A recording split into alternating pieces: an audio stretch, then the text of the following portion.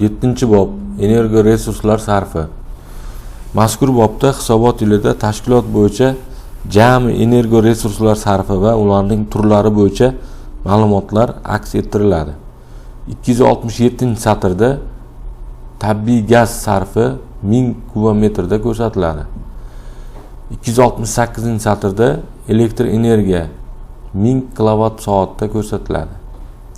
269-satrda issiqlik energiya sarfi 1000 gikalda ko'rsatiladi.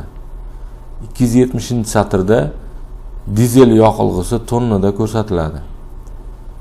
Avtomobil benzini 271-satrda tonnada ko'rsatiladi. 272-satrda ko'mir tonnada ko'rsatiladi. 273-satrda mazut yoqilg'isi tonnada ko'rsatiladi. 274-satrda kerosin yoqilg'isi tonnada ko'rsatiladi. Ma'lumotlar to'ldirilgandan keyin saqlash tugmasini bosib, navbatdagi bobga o'tiladi.